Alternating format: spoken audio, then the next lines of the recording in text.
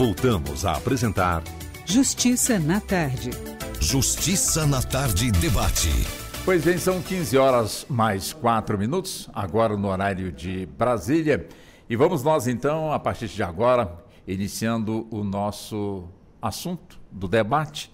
Assunto este, com certeza, está contando aqui com as participações, a princípio, do doutor Cláudio Dreves, ele que é procurador regional da República e também integra o Comitê dos Direitos das Pessoas com Deficiência no âmbito judicial do Conselho Nacional de Justiça, portanto, o CNJ. E daqui a pouco também vão estar compondo também aqui no nosso estúdio esse debate o doutor Fabrício Reis, que é o vice-presidente da Comissão de Direito à Saúde da OAB, aqui da nossa capital federal, como também a doutora Larissa Argenta Ferreira de Melo, que preside a Comissão dos Direitos das Pessoas com Espectro Autista da OAB, a subseção Taguatinga. Então, a partir de agora, o assunto que nós vamos abordar é justamente um assunto que chama bastante a atenção da nossa população e que está relacionado, portanto, aí com as pessoas que, de alguma forma, pessoas com deficiência, né? Ou seja, e temos também situações em que essas pessoas precisam ter como seus responsáveis, geralmente parentes, no caso os pais, as mães, ou então pessoas que a própria justiça indica. Aí entra justamente aquela questão, pessoa mentalmente incapaz ou pessoa incapaz, de certa forma, tem um amparo legal quando seus responsáveis decidem pelo processo médico de esterilização, como também de vasectomia. Então, esse é o assunto que hoje nós vamos estar aqui abordando. E eu já inicio este assunto cumprimentando o doutor Cláudio Dreves, já aqui conosco. Muito boa tarde para o senhor, muito obrigado por aceitar o nosso convite, um prazer, um privilégio receber o senhor aqui nos estúdios da Rádio Justiça, doutor Cláudio. Boa tarde, senhor Walter Lima, um prazer é todo nosso. Espero de alguma maneira contribuir com um debate que é um tema bem sensível, né? Bem polêmico, até em debate em outras nações, e eu acho que é muito percussiente essa discussão que será travada aqui hoje à tarde.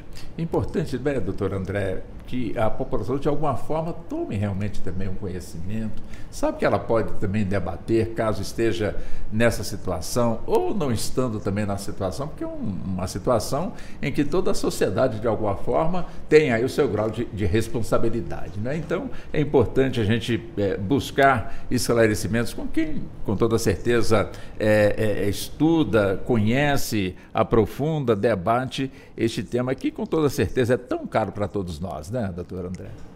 Doutor Cláudio. Certamente, senhor Walter, com certeza.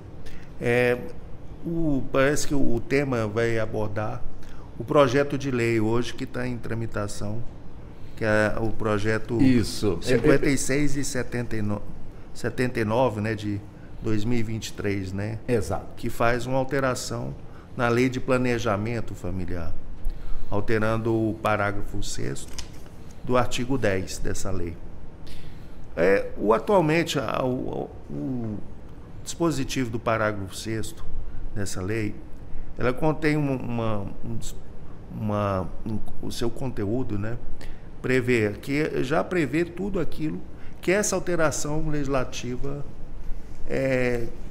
quer trazer vamos dizer assim, de inovação. No entanto, está subentendido. Então, o que eu vejo assim, a intenção do parlamentar, quando propôs, ele quer deixar mais claro, né, porque hoje não é dispensável a autorização judicial, necessário se faz a autorização judicial, e como envolve incapaz, efetivamente o Ministério Público tem que integrar a lide para defender os interesses do incapaz.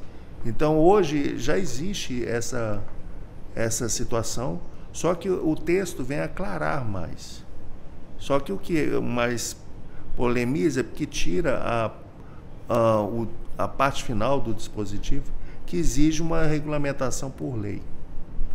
E é isso aí que envolveria uma discussão maior dentro do âmbito do Congresso para verificar quais são os parâmetros para poder se autorizar isso.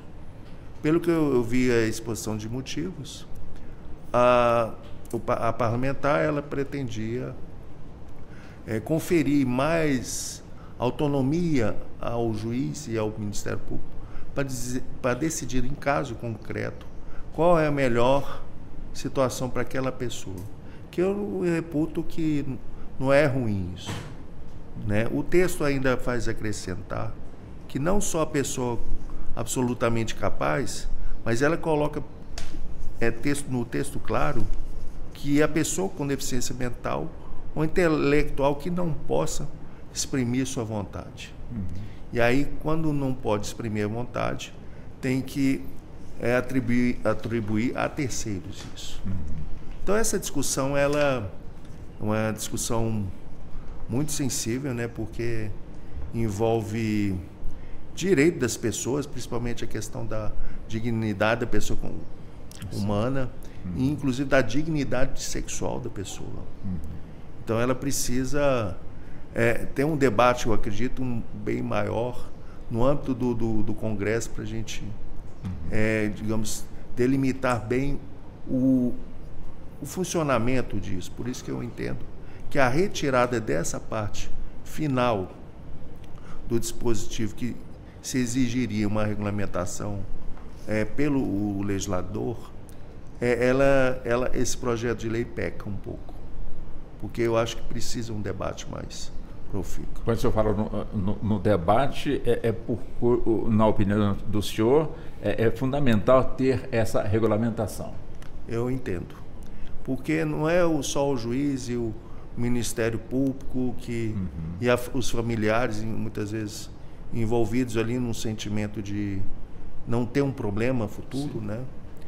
Não só para os pais, mas também para a pessoa com deficiência mental, intelectual e o absolutamente incapaz, né? Então, isso aí eu entendo que a riqueza do debate com a colheita de informações, com entidades interessadas, trazendo elementos, o que poderia ser agregado para que essa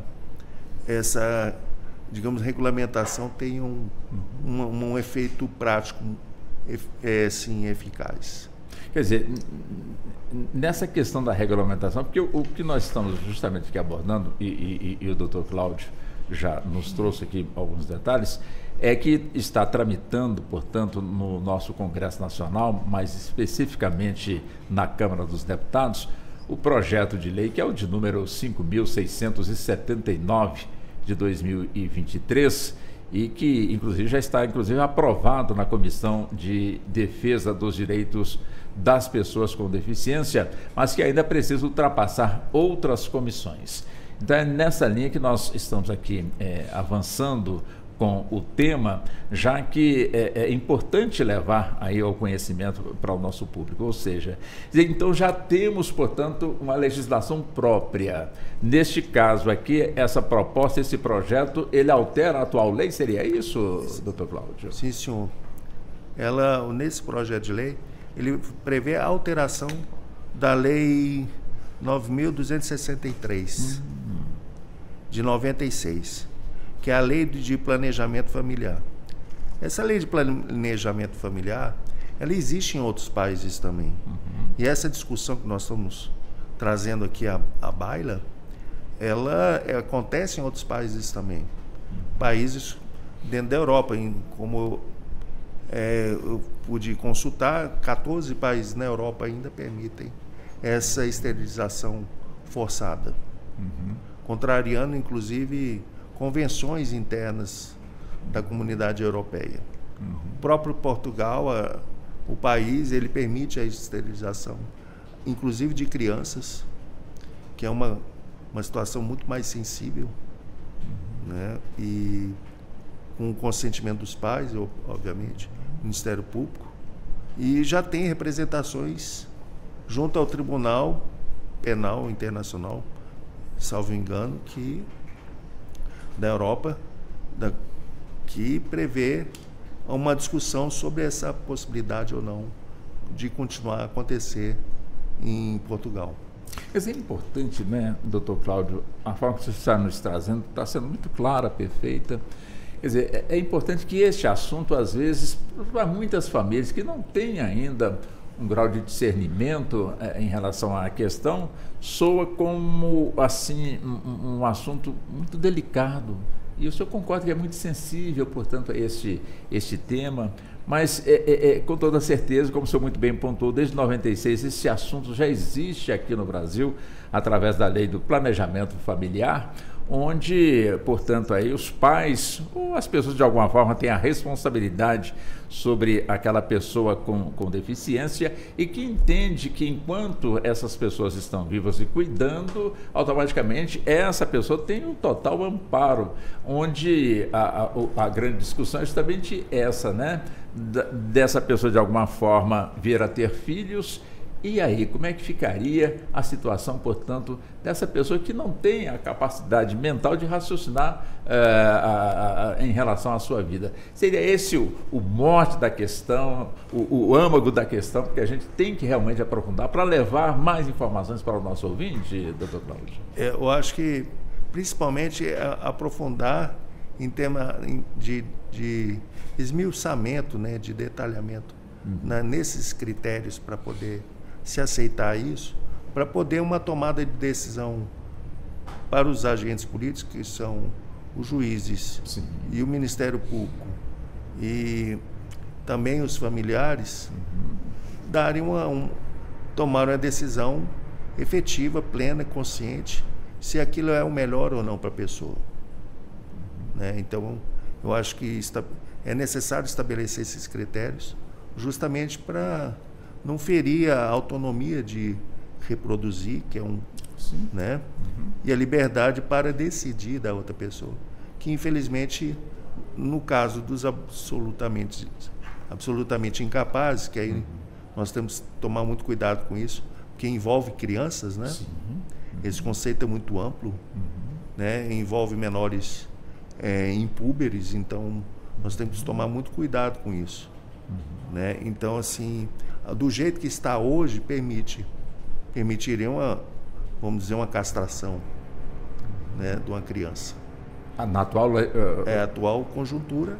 E também com ampliação agora, deixa bem claro que para as pessoas com deficiência mental e intelectual que não possam exprimir sua vontade. Entendo.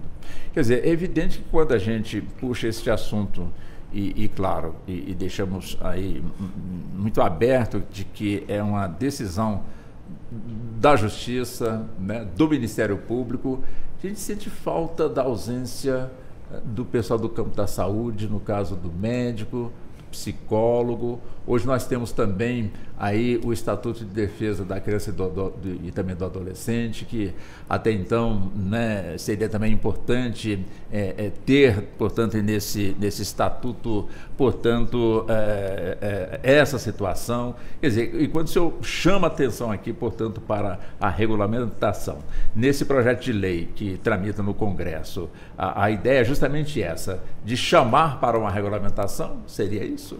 Eu entendo que sim. O senhor antes de eu fazer um comentário que o senhor acabou de dizer, eu acho que é importante a participação de médico, né, de psicólogo, né, de psicopedagogo, como acontece com a pessoa que vai fazer cirurgia de alteração. Sim, entendo. Né, de sexo. Então, assim, há um procedimento, há todo digamos, um preparo para isso acontecer. A pessoa não chega do dia para a noite, amanhã eu vou fazer uma cirurgia, vou mudar de... Não é assim. Tem que ter um preparo, tem um preparo psicológico. Inclusive, na época que eu atuei sobre isso, em 2003, num procedimento que estava no meu gabinete em Goiânia, na Procuradoria da República, em Goiás, uma pessoa queria ultrapassar a fila poder fazer a cirurgia logo. Só que o Hospital das Clínicas falou, não é por aí. Nós temos todo um procedimento, porque a pessoa tem que passar por um preparo, inclusive psicológico, hormonal, e inclusive, por exemplo, vestir roupas de mulher, para ver se é isso mesmo, se ele sente a vontade naquela vestimenta. Sim. Então, para ele estar se sentindo confortável naquela situação. E aí a pessoa, infelizmente, ela queria, de toda maneira, furar a fila. E aí eu tive uma reunião com os médicos e os psicólogos, e eles todos foram enfáticos. E aí eu falei, não, quem tem razão são os médicos, né? E da mesma maneira, numa situação dessa, eu acho que a tomada de decisão, que quem vai dar decisão é o juiz final, ele tem que ter esses elementos todos nas mãos, e o Ministério Público também para opinar, dar o seu parecer para falar, não, realmente isso aí atende aos interesses da pessoa, do absolutamente incapaz, da pessoa com deficiência intelectual ou mental. Então, são pontos. Então, eu acredito que uma melhor regulamentação, inclusive, estatuindo essa necessidade de colocar esse procedimento, né, bem aclarado, que tem que passar por um processo, né, e vai ser regulamentado pelo Ministério da Saúde, que hoje já existe uma nota técnica tratando sobre essa questão mas não trata efetivamente, especificamente sobre absolutamente capaz, mas trata sobre essa possibilidade de esterilização da pessoa. Já tem uma portaria sobre isso. Perfeitamente. E é evidente também que, com uma decisão judicial, no sentido do qual nós estamos aqui abordando, evidentemente que o assunto terá que ser resolvido num hospital. Ou seja, neste caso, né, como é que ficariam, portanto, os médicos no campo ético? Ou seja, é aquela máxima ordem do judiciário se cumpre, não se discute, ou é um assunto que, trazendo também esses profissionais do campo da saúde para o debate, para a regulamentação, se tornaria mais compreensível esse debate que nós estamos aqui tendo, doutor Cláudio? Olha, essa questão de ser quem vai dar a última palavra, ou é o juiz, ou o médico, assim, nós temos que tomar muito cuidado, porque muitos dos motivos que foram levantados na exposição de motivos para que essas pessoas com deficiência mental e intelectual que não podem exprimir, elas estariam sujeitas a muitos abusos, principalmente no nosso país, né? Porque nos rincões do norte e do nordeste, muitas crianças são abusadas dentro de casa pelos próprios pais ou com consentimento dos pais.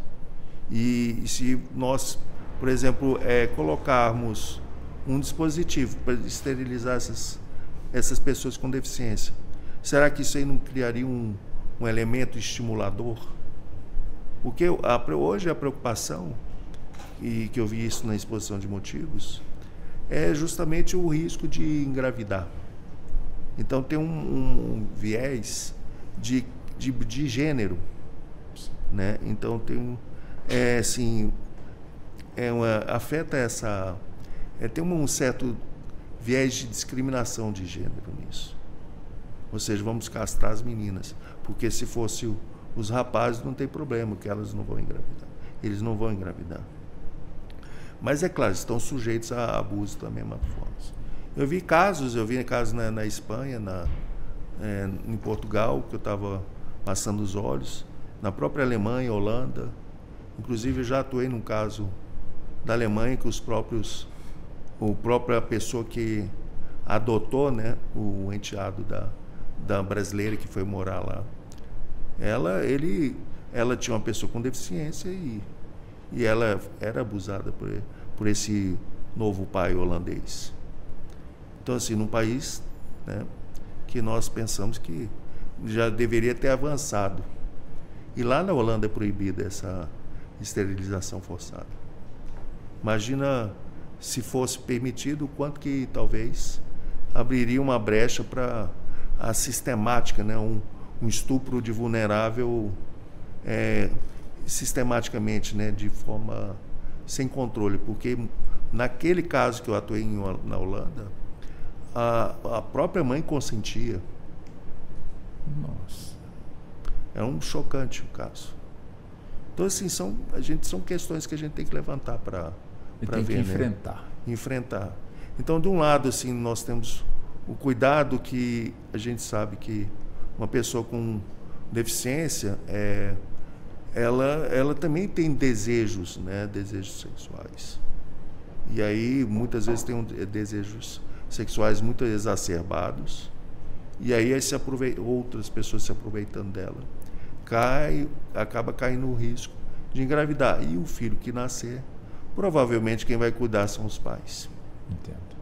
Quem também integra o nosso debate, Dr. Cláudio Dreves, é o Dr. Fabrício Reis, que está aqui, ele que é o vice-presidente da Comissão de Direito à Saúde da OAB, portanto aqui da nossa capital federal, também sendo integrado para que possamos então avançar mais ainda nesse nosso debate, né? Doutor Fabrício, também seja muito bem-vindo aqui ao nosso debate. Sabemos que hoje o tempo pegou todo mundo de surpresa, né? Choveu para tudo quanto foi, uma chuva inesperada e fez com que muita gente, de alguma forma, de certa forma, tivesse seus compromissos prejudicados. Mas não é o caso aqui, que iniciamos aqui o debate, já estamos aqui há mais de 20 minutos com o doutor Cláudio. O tema o senhor realmente conhece, né? Muito boa tarde para o senhor, mais uma vez, muito obrigado também por aceitar o nosso convite. Boa tarde, Walter. É sempre um prazer poder estar aqui com vocês. Então, é sempre uma alegria receber o convite. Boa tarde também, doutor Cláudio. Já cheguei concordando com a sua fala já sobre a questão da exposição de motivos, dos cuidados, né? E peço muito desculpas se eu lá atrás, mas realmente o trânsito hoje está complexo. Então, vamos nós, né? Avançando ainda nesse assunto, né? Apenas fazendo um resumo rápido aqui, né? Um assunto em que tramita no Congresso Nacional projeto de lei sobre, portanto, aí essa questão, né? De fazer com que haja, portanto, caso haja, portanto, aí a decisão da família que cuida de uma pessoa mentalmente incapaz, né? E que essa família decide, então, buscar, portanto, aí, no caso, cirurgias para que a criança, ou seja, para que a pessoa, de alguma forma, ela não venha, portanto, a gerar filhos, enfim. Evidente que também foi pontuado aqui também pelo nosso convidado, o doutor Cláudio, que já existe, portanto, a Lei de Planejamento Familiar de 1996, que de alguma forma traz essa abordagem. Contudo, essa lei, ela busca, portanto, uma regulamentação, uma vez que ampliar mais o leque, né, de pessoas que possam, de profissionais que possam tomar alguma decisão, ou pelo menos incorporar nesse leque de decisões. Como é que o senhor avalia também esse tema e este assunto, Walter, doutor Fabrício? Eu acho que essa lei ela se propõe, né, a fazer uma regulamentação daquele artigo específico, mas ela acaba que não regulamenta propriamente dito, né? Ela acrescenta ali a questão da participação obrigatória do Ministério Público, mas talvez poderia trazer mais elementos, né, realmente mais elementos, inclusive, de proteção mesmo dessas pessoas vulneráveis, né? Eu compartilho com o entendimento do Dr. Cláudio essa questão da exposição de motivos, que você vê um viés ali contra as mulheres, uma coisa um pouco machista, de um controle do corpo exagerado, e é muito usado na exposição de motivos o que o Dr. Cláudio também falou sobre algumas pessoas que têm alguma deficiência mental grave, uma questão pode ter uma libido exacerbada e tal. Mas em vez de você fazer uma esterilização da pessoa, fazer uma cirurgia, a gente deveria, na verdade, estar preocupado em criar elementos de proteção para essa pessoa vulnerável, né? A partir do momento que você tem uma pessoa, inclusive no artigo, no novo artigo dessa lei, fala, né, a pessoa que não tem condição de exprimir a sua vontade. Se há um intercurso sexual com uma pessoa assim, é um estupro, porque não se tem um consentimento, a pessoa não pode consentir, ela não pode expressar a vontade dela.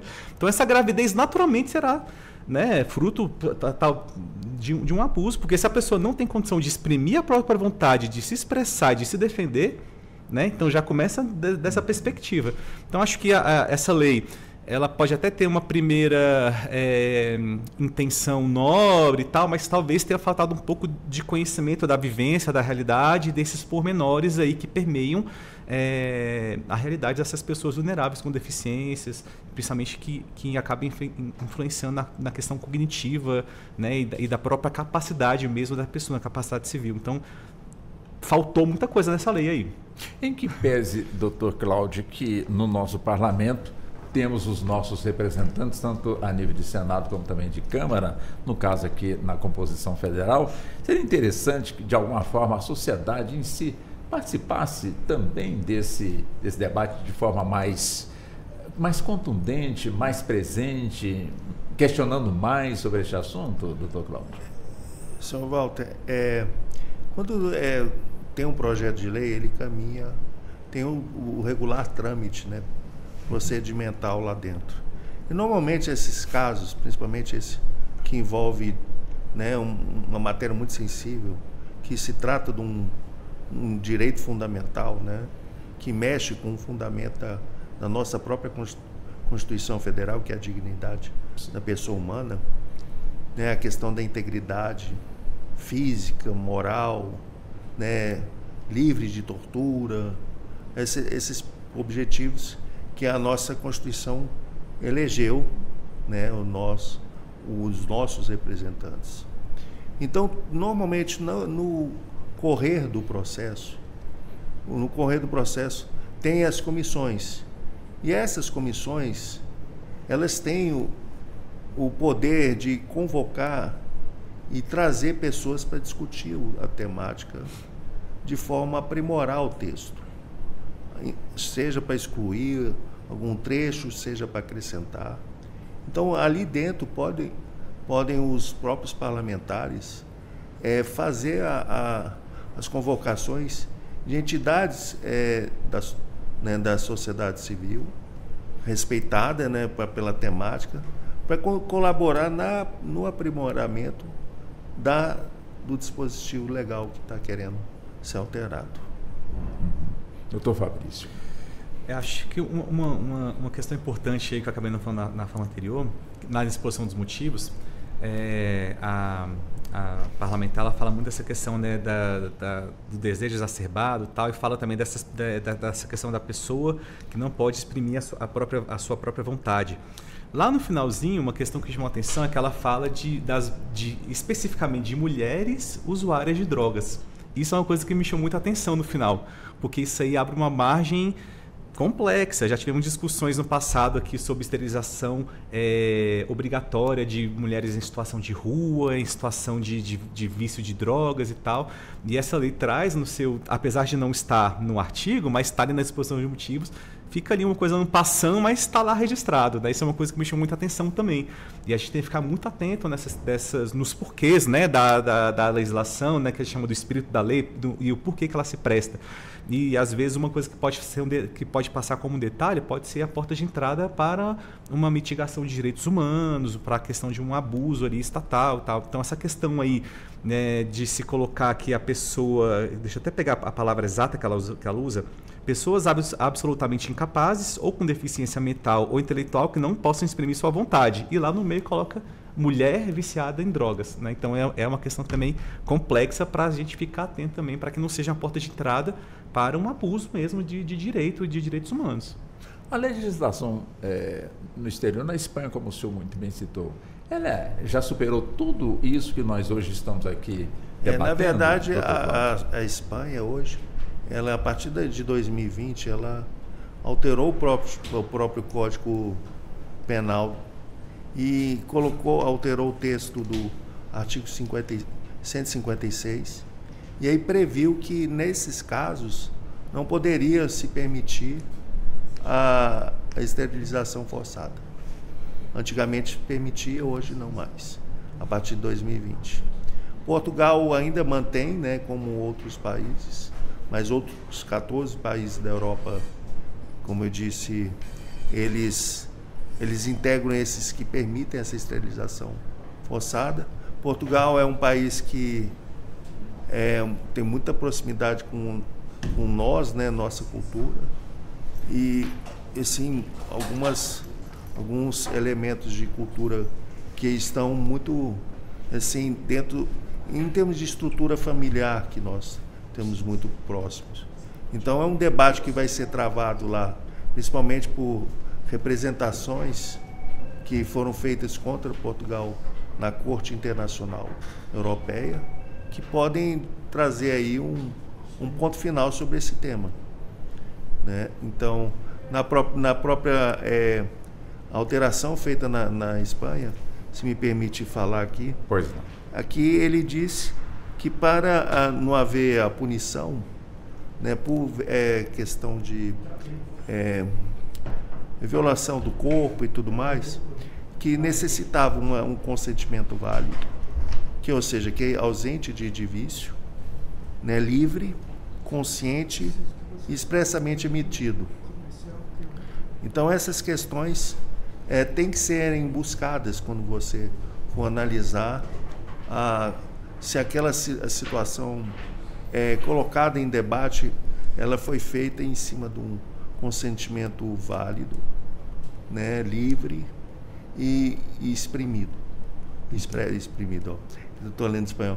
Expresso, né? Então, assim, a gente tem que tomar esse cuidado. Perfeito. Bom, vamos fazer o seguinte, vamos sair para um rápido intervalo, mas daqui a pouquinho a gente volta e vamos dar sequência, e já registrando também a presença aqui conosco da doutora Larissa Argenta Ferreira de Mello, ela que preside a Comissão dos Direitos das Pessoas com Espectro Autista da OAB, a subseção Taguatinga. Seja muito bem-vinda, muito obrigado também por estar aqui conosco. Obrigada a todos e até mais. Até daqui a pouquinho. Vamos para o intervalo, voltamos daqui a pouquinho. Até já. Você está ouvindo Justiça na Tarde.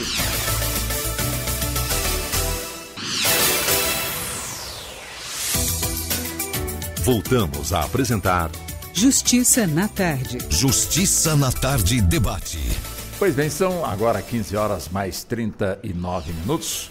Hoje o Justiça na Tarde está aqui com convidados e convidada, justamente para abordar e aprofundar no debate sobre um projeto de lei que tramita no nosso Congresso Nacional, mais precisamente o projeto de lei de número 5.679 de 2023, onde no seu conjunto, pessoas absolutamente incapazes ou com deficiência mental e intelectual que não possam exprimir sua vontade vão poder ser esterilizadas cirurgicamente, laqueadas e vasectomizadas, desde que recebam, portanto, autorização judicial. Ou seja, nós já pontuamos aqui com os nossos convidados, com o Dr. Cláudio, que já existe o planejamento familiar, a lei de 1996, que de alguma forma trata deste assunto. Contudo, o que se busca, portanto, nessa nova lei é regulamentar, ampliar, portanto, aí o leque de responsabilidades, uma vez que o assunto fica mais com o Poder Judiciário e é evidente que no debate aqui já surgiram algumas propostas. Eu chamo também para o debate a doutora Larissa Argenta Ferreira de Mello, como eu disse, preside a Comissão de Direitos das Pessoas com Espectro Autista da OAB, a subseção de Taguatinga, né, doutora Larissa? Também seja muito bem-vinda. Muito boa tarde para a senhora. Boa tarde a todos, né? Boa tarde a todos os ouvintes. É uma honra e uma responsabilidade estar debatendo uma temática tão importante, né? Que acima tão somente da discussão legislativa, né? Que é proposta pelo projeto de lei, que traz aspectos burocráticos de proteção, né? Repiso, legislativa desse direito reprodutivo das pessoas absolutamente incapazes e da retirada, digamos assim, desse direito dentro desse contexto, né, com a oitiva do Ministério Público, dentro de um rito mais célere. Tem algumas camadas aqui que são importantes a gente trazer e eu queria me permitir superar um pouco, não só o aspecto jurídico, mas o aspecto de proteção às pessoas que se encontram, né, em condição de vulnerabilidade. Então, dentro desse contexto, eu acho importante, quando falamos de pessoas absolutamente incapazes e direitos sexuais e reprodutivos desta parcela da população, o primeiro ponto é, quando a gente parte do conceito de incapacidade, isso já pressupõe que essas pessoas demandam uma rede de apoio, para a manutenção ali da sua vida padrão, inclusive para poder verificar e tutelar essa disponibilidade ou essa vontade na prática dos direitos sexuais e reprodutivos. Então, acho que esse é um primeiro ponto que vale a pena a gente falar, da importância de resguardar a integridade física dessas pessoas e, de fato, entender se elas querem ou não dispor dos seus direitos sexuais e reprodutivos, né? No sentido de utilizá-los na vida prática. Esse é um primeiro ponto. O segundo ponto tem a ver com ser a esterilização de pessoas absolutamente incapazes, a forma prescrita ou visualizada dentro do nosso ordenamento jurídico para poder garantir uma certa integridade física. Porque, ora, se a pessoa tem uma dificuldade em exprimir a sua vontade, inclusive acerca de querer ou não colocar-se, né, dentro dessa proteção ao planejamento familiar, é importante que essa situação seja levada em consideração também para verificar se essa pessoa tem condição de exprimir corretamente a sua vontade pela prática ou não dos seus direitos sexuais reprodutivos. Então, é uma temática assim, que tem bastante camadas e que demonstra, né, toda essa necessidade de uma política um pouco mais ampla que dê suporte às pessoas que possuem deficiência intelectual ou que não possam exprimir sua vontade, porque aí também são dois aspectos distintos, né? Nem sempre a pessoa que tem deficiência intelectual não consegue exprimir sua vontade, nem todos que não conseguem exprimir sua vontade têm deficiência intelectual. Então, é importante a gente trazer esses pontos e, assim, sem o objetivo de fechar o leque com uma conclusão, mas, assim, trazer esses pontos para a reflexão dos doutores, né? E a gente conseguir compor um pensamento aí para replicar para a sociedade sobre a importância de projetos como esse que versam sobre pessoas que possuem limitações de natureza intelectual. Então vamos ampliar. Começa com o senhor, doutor Cláudio Deus. Como é que o senhor avalia também esse ponto levantado pela doutora Larissa? Bom, esse ponto que a doutora Larissa trouxe, essa da rede de apoio, eu acho importantíssimo.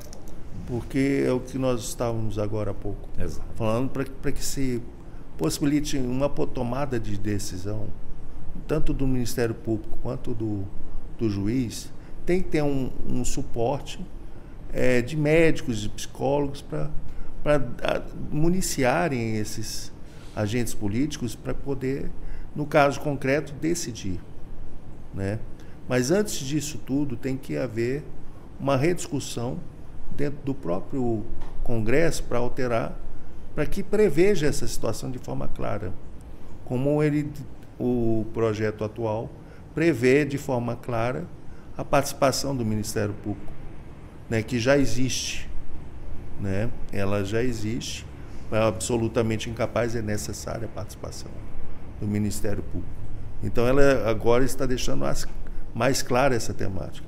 Um ponto que me chama muita atenção é que o ponto disso tudo envolve uma discussão sobre a possibilidade da pessoa tomar a sua própria decisão, né? Ela ter condições dela querer, né? Então, acho que tudo envolve sobre esse ponto central, que é a pessoa ter condições de exprimir a sua própria vontade.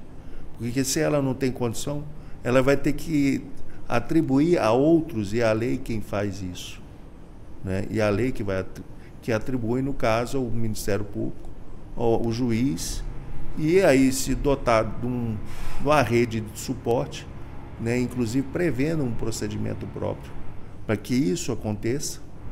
Isso aí trará mais riqueza para decidir da forma melhor para aquela pessoa.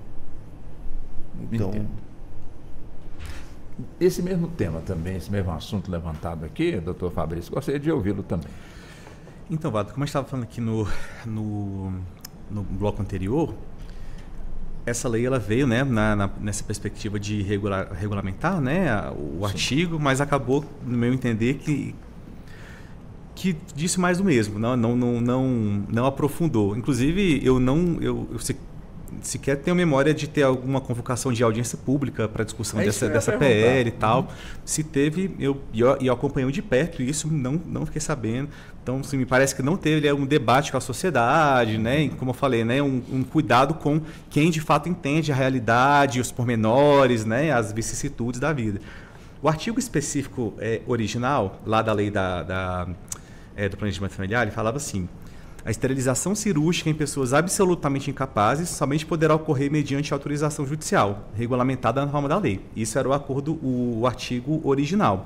Aí vem esse PL para regulamentar esse artigo, né? O que se espera é que ele falasse com mais propriedade, né, dessas questões processuais, como é que vai se dar na realidade. Aí o artigo novo fala, né? Ele acrescenta mais algumas palavras, mas acaba não trazendo tanta coisa nova. A esterilização cirúrgica em pessoa absolutamente incapaz ou com deficiência mental ou intelectual que não possam exprimir sua vontade somente poderá ocorrer mediante autorização judicial com oitiva obrigatória do Ministério Público, que já é uma norma processual, que não precisaria desse artigo para isso, né? E terá prioridade na realização dentro dos procedimentos de esterilização de cirurgia letiva, coloca no nível de prioridade, mas ele não traz esses pormenores, não fala como é que vai ser feito, quais são os cuidados, quais são os elementos de proteção, né, dessa pessoa. E aí a gente volta mais uma vez na questão da exposição de motivos, né? Apesar de não estar aqui no artigo, a gente vê pela exposição de motivos que é uma lei muito voltada para as mulheres com deficiência, né? Por esse cuidado da mulher não engravidar. Inclusive tem até um trecho muito interessante. O domínio dos corpos femininos pelo Estado, né? Que é uma discussão já antiga, que acaba sempre voltando à tona, porque infelizmente é uma realidade. Tem um trecho aqui muito interessante aqui da exposição de motivos, que fala aqui, ó: há de se levar em consideração, isso é a exposição de motivos falando, né? Há de se levar em consideração o drama familiar de pessoas com deficiência ou transtorno mental grave com sexualidade exacerbada, com sucessivas gestações, sem qualquer acompanhamento pré-natal, de recém-nascido, com sequela, indesejado e maltratado. Quando há grupo familiar, essas crianças ficam sob responsabilidade dos avós, que vão se sobrecarregando até a exaustão. Em geral, esse é o drama colocado em juízo na busca da esterilização, sem que essas pessoas tenham sido inseridas em qualquer planejamento familiar anterior, consideradas todas as suas etapas. É uma medida extrema, sem dúvida, mas que visa evitar um mal maior, qual seja, esse é um ponto específico, o nascimento de bebês fadados ao abandono e à negligência.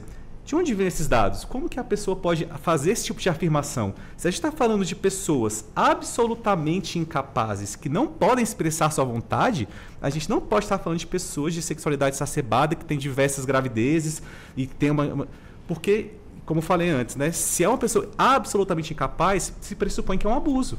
Então, como o Dr. Cláudio falou, seria talvez, isso aqui pode acabar virando, não um incentivo, mas até uma proteção para quem faz o mal feito, né?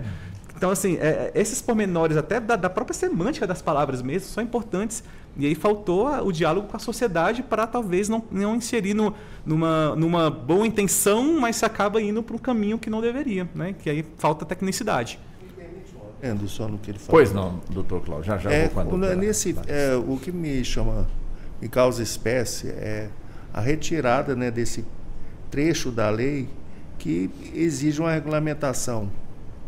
Isso é fundamental para mim, porque tem que esmiuçar onde nós buscaremos as regras para poder se permitir isso. E aí outra coisa que me chama muita atenção, que até reputo muito grave, se colocar de forma eletiva, mais rápida, mais célere, né, como está prevendo.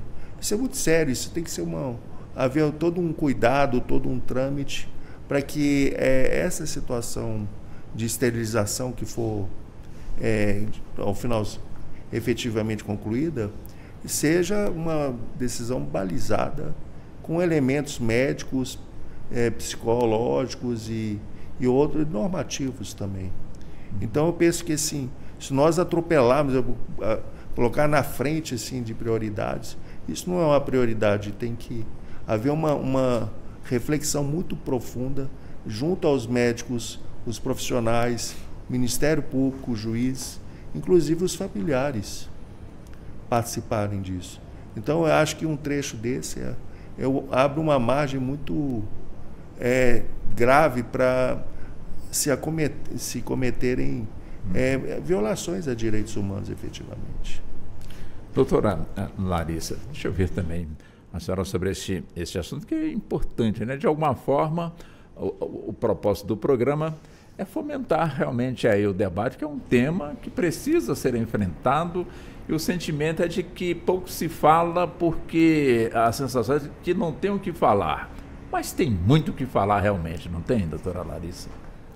Sim, esse é um daqueles temas espinhosos que a gente tem na nossa sociedade, né? E que, de fato, a gente tenta oferecer pequenas pílulas para a resolução de partes do problema sem analisar o todo, né? E aproveitando aqui, inclusive, a fala do Dr. Fabrício, né, que compartilhou conosco aí um trecho importante da exposição de motivos, o projeto de lei, né, de alteração, que na verdade não altera, mas enfim, traçou a questão da priorização da esterilização para pessoas nessas condições, o que a gente percebe é que o objetivo é resolver o problema imediato, que pela exposição de motivos, o problema imediato é bebês que vão nascer numa situação de pretenso abandono. Isso aí seria a consequência, assim, digamos, né? Por óbvio que uma pessoa que não consegue exprimir corretamente sua vontade, uma gestação,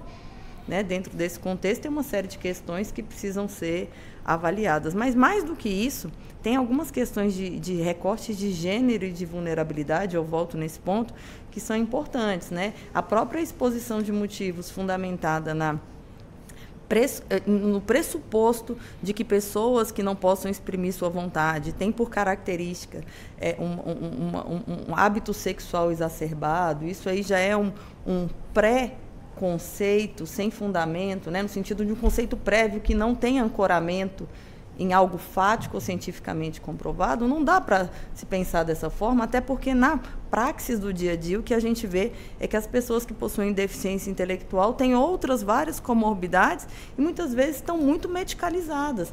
Dificilmente uma pessoa com deficiência intelectual tem só a deficiência intelectual. Então, geralmente tem uma série de questões de saúde, estão medicalizadas, né? A gente nem sabe como é para essa pessoa a questão da interação sexual, a gente não sabe em que situação, né, partindo aqui de um ponto prático. Se essa pessoa não consegue exprimir sua vontade em relação a ter ou não uma gestação, e qual é a condição dessa pessoa de exprimir sua vontade em relação a ter ou não hábitos e práticas sexuais? Então, em que contexto essas práticas sexuais ocorrem?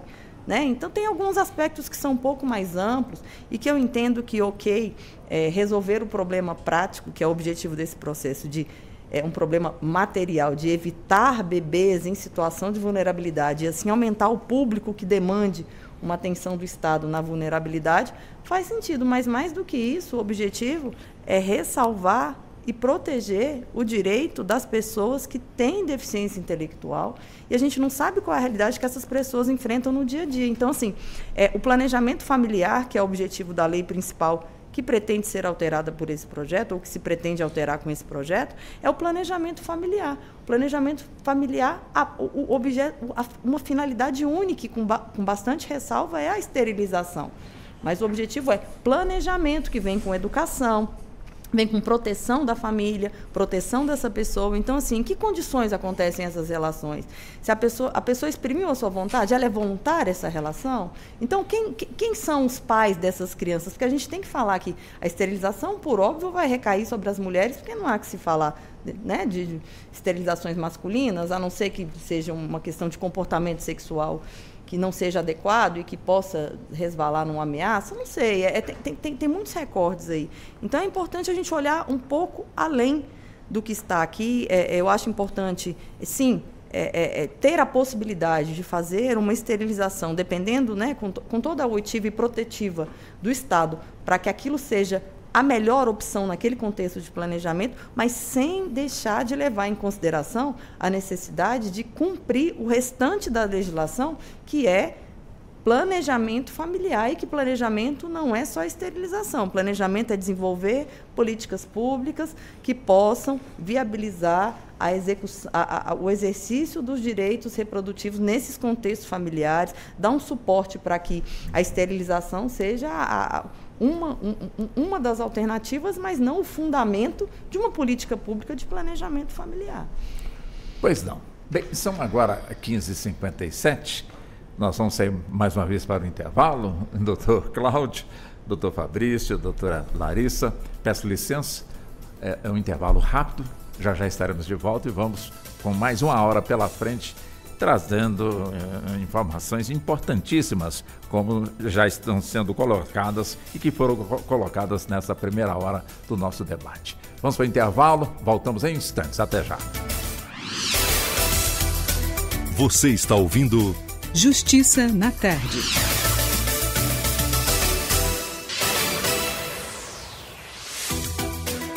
Voltamos a apresentar Justiça na Tarde. Justiça na Tarde Debate. Bem, são 16h mais 2 minutos, agora no horário de Brasília. Estamos entrando já na segunda hora aqui do nosso debate. Debate este que conta aqui com as presenças dos nossos convidados, como também da nossa convidada, a doutora Larissa Argenta Ferreira de Mello, ela que preside a Comissão de Direitos das Pessoas com Espectro Autista da OAB, a subseção de Taguatinga, também com o advogado, doutor Fabrício Reis, como também com o Procurador Regional da República, o doutor Cláudio Dreves, ele que também integra o Comitê dos Direitos das Pessoas com Deficiência no quesito judicial do Conselho Nacional de Justiça, ou seja, portanto, o CNJ. E o nosso debate aqui está avançando em torno de um projeto de lei, o de número 5.679 de 2023, onde versa sobre a questão de pessoas absolutamente incapazes ou com deficiência mental e intelectual que não possam exprimir sua vontade, mas que, através, portanto, aí das pessoas que têm a responsabilidade, portanto, sobre elas, possam buscar na justiça a esterilização, portanto, aí dessas pessoas, como também fala na vasectomia. Então, é um tema onde nós estamos levando mais conhecimento para você, um tema que é pouco falado diante da nossa sociedade e que vem tramitando no Congresso Nacional, onde aqui está ficando muito claro que dados oficiais em relação a este tema que nós estamos aqui abordando, se não são tímidos, quase que não existe, portanto, para que se busque um aprofundamento, portanto, na pesquisa, quando temos no nosso parlamento, evidentemente, os representantes do povo legalmente constituídos e que estão debruçados e debatendo este assunto. Mas, doutor Fabrício, falta mais alguém para poder, de alguma forma, nesse debate, não com o voto, mas no debate, também, de alguma forma, manifestar no nosso Congresso Nacional em torno, portanto, dessa proposta de lei? Na verdade, falta todo mundo, né, Walter? Falta os especialistas, faltam as pessoas com deficiência mesmo, os cuidadores familiares, né? Então, acho que falta um debate amplo e social, né? Claro que a gente ainda está em fase de projeto de lei, né? Então ainda há tempo ainda de se convocar audiências públicas para se discutir, né? Antes do projeto ao plenário, mas acho que faltou aí um pouco realmente de debate, dessa participação mesmo popular, mesmo de especialistas de saúde mental, especialistas de saúde, direitos reprodutivos e tal, para trazer esse arcabouço técnico mesmo para a discussão, né? Como eu falei lá no bloco anterior, né? Você vê que a exposição de motivos, ela não apresenta ali de onde são tirados os dados e as afirmações, fica parecendo que é ali uma questão moral, talvez, como a doutora Larissa falou, um preconceito. Então a gente parece que tem se permeia ali uma questão moral muito forte nessa lei também. Então faltou aí um pouco da participação mesmo da sociedade como um todo. Tem que ter o devido, de certa forma, eu não digo cuidado, mas a sensibilidade neste assunto que vem sendo debatido no Congresso Nacional, para não beirar, ou pelo menos para não, de certa forma, ultrapassar a linha dos direitos humanos, nessa questão que hoje estamos aqui pontuando, doutora Larissa. Esse cuidado com o respeito aos direitos humanos é um cuidado que a gente sempre tem que ter em mente quando a gente fala de direito de vulnerabilidade, de parcelas vulneráveis da população ou de minorias. Então, por óbvio, a gente precisa resguardar, porque a gente tem um histórico, né, social, político e mundial de perda ou de tentativa de exclusão desses direitos. Então, a gente sempre parte do pressuposto de que um olhar atento deve ser colocado quando a gente fala de direitos humanos relacionados a parcelas vulneráveis da população. E no nosso caso aqui no país, o cuidado tem que ser ainda maior, porque a gente vem de uma realidade recente de exclusão completa de parcela da população que encontrava-se em situação de vulnerabilidade ou que apresentava algum tipo de deficiência ou transtorno mental, seja deficiência intelectual, seja deficiência física. A gente parte de um histórico muito recente que visava a eliminação desse segmento da população. Então, a gente vem construindo essa evolutiva de resguardo do direito dessa parcela da população e, por isso, a gente não pode esquecer desse passado e ter sempre esse olhar para o futuro, que todas as políticas, todas as legislações que envolvam direitos de pessoas que apresentam algum tipo de vulnerabilidade, que apresentam algum tipo de estado de deficiência, devem ser direitos muito bem, devem ser processos muito bem pensados e com uma contribuição absurda, digamos assim, de transdisciplinariedades na avaliação desse contexto, até me explicando mais claramente sobre isso. O legislativo, né, para poder avaliar um projeto de lei desse de uma forma justa, ele precisa do judiciário para trazer a nossa legislação, ele precisa do Ministério Público para resguardar o direito daquela parcela da população, mas ele também precisa da sociedade civil que vai ilustrar o que de fato acontece, porque é como o doutor Fabrício falou e como nos parece-nos que essa exposição de motivos que está baseada em opiniões ou em dados que a gente não consegue verificar com fundamentos em pesquisas ou algo do tipo. Pelo menos na exposição de motivo não foi colocado fonte de onde se tirou as informações. Então, para a gente ser justo dentro desse contexto, a gente precisa trazer os profissionais que lidam com esse segmento da população, as pessoas que fazem parte desse segmento e da rede de apoio, para a gente ouvir. A gente precisa ouvir a realidade da boca de quem vive. Se a gente não ouve, a gente fica criando legislações, jurisprudência, enfim, tudo dentro de um aspecto muito teórico e muito desconectado da realidade que a população de fato vive. E não é esse o objetivo do processo legislativo. O objetivo é garantir que a legislação reflita a necessidade e o interesse da sociedade de proteção judicial. E não me parece, né, é uma opinião particular mesmo e pessoal, não me parece que todo esse processo de resguardo foi feito a contento, e aí uma audiência pública já ajudaria bastante, né, para poder verificar se a realidade é a que de fato está apresentada e exposta. Perfeito. O Ministério Público, doutor Cláudio, dizendo uma questão, portanto, como essa, né? Ou seja, vamos supor que no planejamento familiar chega, portanto, uma petição, uma ação, portanto, nesse sentido. É evidente que o Ministério Público vai fazer ali a sua missão, cumprir, portanto, com a sua missão, mas qual é o olhar do Ministério Público diante de uma situação como essa? Quais são os aspectos que precisam, de alguma forma, serem esclarecidos e, de certa forma, para que realmente o direito daquela pessoa que está sendo feita a proposta para que ela passe por esse procedimento, para que o seu direito não seja violado? Qual é o olhar do Ministério Público nesse sentido, doutor Cláudio? Antes de eu responder a sua pergunta, à vontade. Eu queria só complementar o que a senhora falou, que eu acho muito importante essa participação da sociedade no debate do aprimoramento do projeto de lei que está em discussão. Isso nós falamos no início já desse programa, né? Sim. E que eu vejo é um lema, que é uma premissa, inclusive, nos direitos da pessoa com deficiência, que não há debate sem que nós não nos participemos. Nada sobre nós sem nós. Então, as pessoas com deficiência, elas têm que participar do debate, seja pelas entidades representativas, seja pessoas físicas, né, seja os pais, que eles têm que dar opinião para trazer elementos para que o projeto de lei evolua e traga uma digamos, como a senhora bem disse, Doutora reflita, doutora Larissa disse, bem reflita o que a sociedade almeja, necessita, né? E não de afogadilho para resolver um problema concreto que está acontecendo, né? Tem que haver uma reflexão, efetivamente. Em relação ao posicionamento do Ministério Público,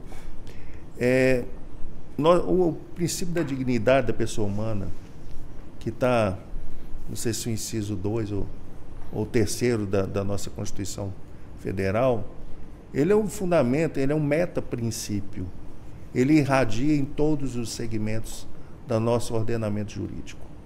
E esse princípio da dignidade da pessoa humana, ele norteia totalmente a nossa atuação como Ministério Público, especialmente nesse campo de absolutamente incapaz e especialmente também das pessoas com deficiência que não conseguem exprimir a sua vontade. Então, meu olhar é sempre buscar, e como já aconteceu naquele caso que eu relatei no correr do programa, buscar opiniões de médicos que tenham tido contato com a realidade daquela pessoa para trazer uma posição técnica isenta de paixões, para que nós, o Ministério Público e a magistratura, possamos definir o que é o melhor para aquela pessoa e não para resolver um problema concreto, que muitas vezes o problema concreto está nos próprios responsáveis para aquela pessoa. Muitas vezes a pessoa tem deficiência mental e os pais não se preocupam em tomar os cuidados, deixa a pessoa exposta na rua, né, sujeita a abusos, que é uma situação que acontece. Nós sabemos que acontece. Então, para tomada de decisão, normalmente eu busco elementos técnicos e que eles consigam, de forma efetiva, assegurar a dignidade daquela pessoa, né? Para que ela não seja submetida a um tratamento degradante, não seja submetida a um tratamento torturoso, né? Torturante, desculpa. Então, assim, são situações que a gente vai buscando para que o interesse daquela pessoa, né, independente dos pais ou não, querendo ou não, nós tomamos voltado para aquela pessoa, para olhar no que é o melhor para ela. Entendo. Doutor Fabrício, a família, né? Nós sabemos que a realidade no nosso país, um país de tamanho continental, às vezes coisas acontecem que fica somente ali um segredo, portanto, de família.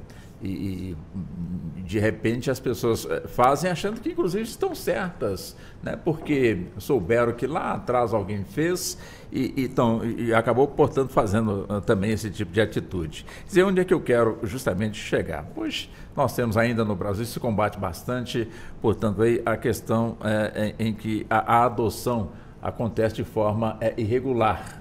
Quer dizer, como também acontece crianças que nascem e que são registradas no nome de um parente mais próximo para, de certa forma, não ferir, portanto, aí a dignidade da família, então se mantém escondido, portanto, aí da sociedade. Quer dizer, qual a importância de uma família que, de alguma forma, tem sob a sua responsabilidade uma pessoa mentalmente, portanto, aí incapaz e que quer realmente, portanto, aí a sua proteção.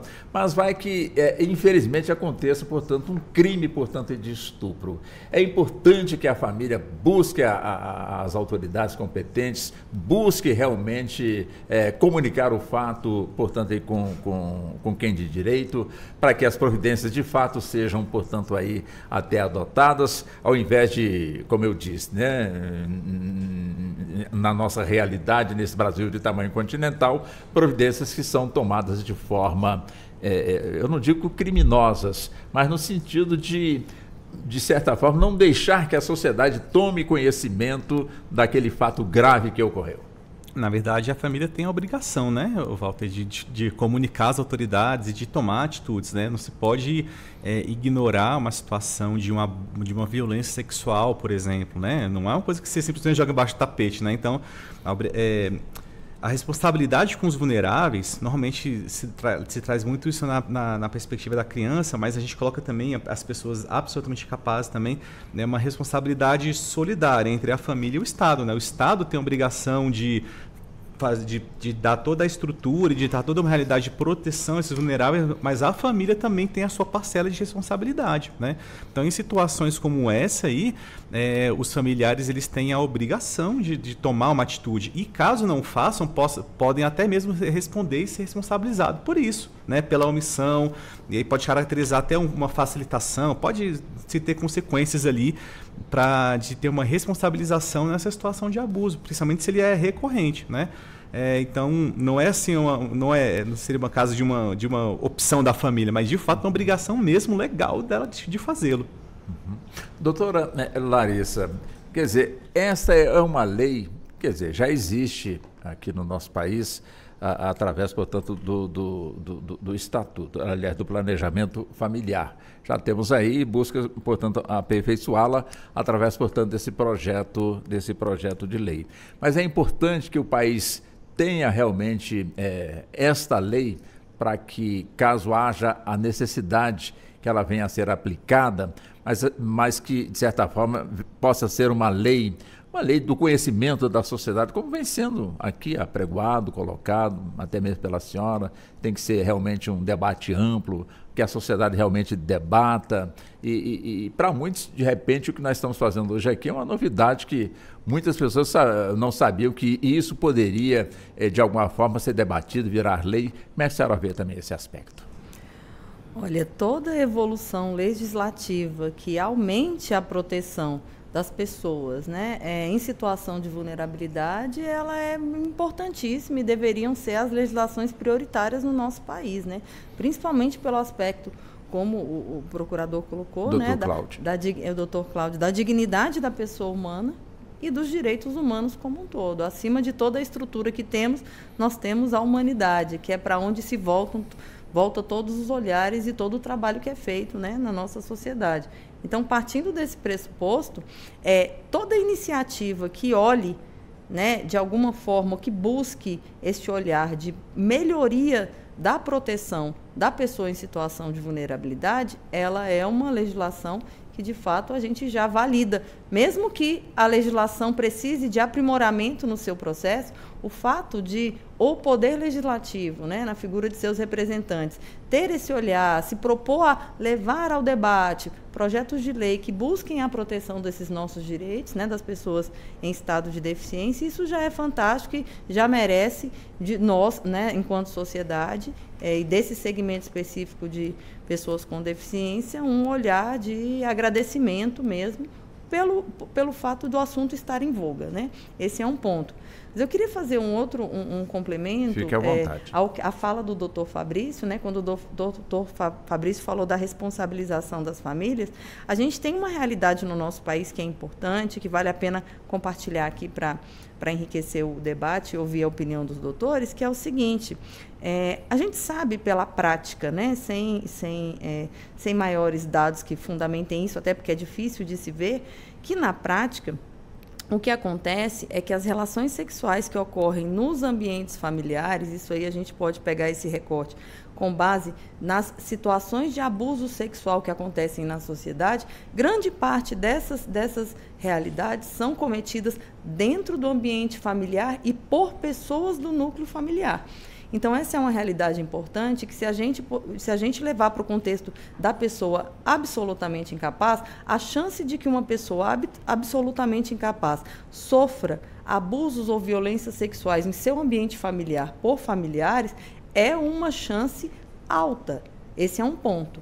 E sendo uma chance alta, a gente sabe que esta família, por mais que a lei diga que ela tem a obrigatoriedade de cuidado e de reportar as instâncias devidas, né, a ocorrência de tal fato, na prática isso não vai acontecer porque senão expõe a própria família. Então, muitas vezes o abuso que ocorre, ele é mascarado porque senão expõe um familiar muito próximo. Então, essa família fica ali dentro de uma dicotomia difícil de administrar, porque a família se sente culpada por não ter conseguido proteger aquela pessoa dentro do seu contexto sexual, também não pode expor a pessoa que cometeu a violência, que a gente não sabe em que contexto contexto isso aconteceu, e aí o resultado prático disso são essas gestações, né, que se busca evitar com a legislação. Mas mais importante do que isso, eu acho e acredito sempre, que um trabalho paralelo de conscientização, né, de conscientização acerca de como essas dinâmicas ocorrem, de como de forma prática a gente consegue evitar, conscientizar sobre a vulnerabilidade dessas pessoas, e sim, se houver a necessidade, que a gente tenha o instrumento que o projeto de lei busca aprimorar, que a gente possa fazer, dependendo do contexto, né, a ser avaliado individualmente com todas as proteções legais e com a oitiva e participação do Ministério Público, que a gente possa sim esterilizar essas pessoas, se for esta a melhor solução para aquele contexto, mas não pode ser a única solução. Então a gente precisa desse olhar um pouco mais amplo, mas de qualquer forma só o fato de estarmos discutindo, né, nesse momento um projeto que busque resguardar esses direitos de uma parcela vulnerável da população já é uma atitude louvável. Pois não. Doutor Cláudio, você fica à vontade caso o senhor queira fazer alguma colocação pelo que foi dito, portanto, até agora, mas quando se fala justamente nessa questão, né, que nós estamos hoje aqui abordando, da esterilização, quer dizer, não falamos na questão da idade, ou seja, é importante também avançar neste ponto, em que pese que o senhor já nos pontuou aqui que existem países que fazem esse procedimento cirúrgico em crianças. Sim. Portugal é um exemplo desses, né? E mais 2 países da Europa permitem, e é uma discussão que está sendo travada, é muito ampla, né? Inclusive tem representações contra o país na Corte Internacional Europeia, né? Então, que trata exatamente sobre a autorização, né? E não só em crianças, mas também nas pessoas com deficiência. Então, assim, é um debate que, por mais que nós entendamos que na Europa esteja avançada muitas questões lá ainda estão muito semelhantes às que estão aqui, né? Porque é um tema que ele envolve o direito da pessoa humana, né?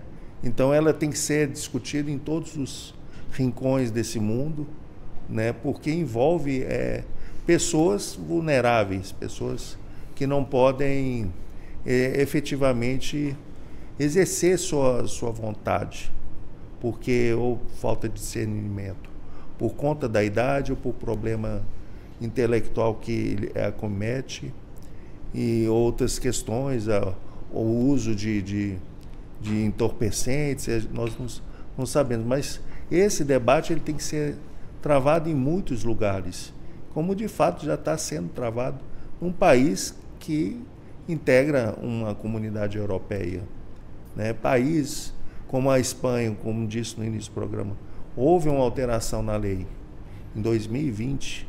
Olha quantos anos levou para alterar um Código Penal que, salvo engano, é da década de 70, né?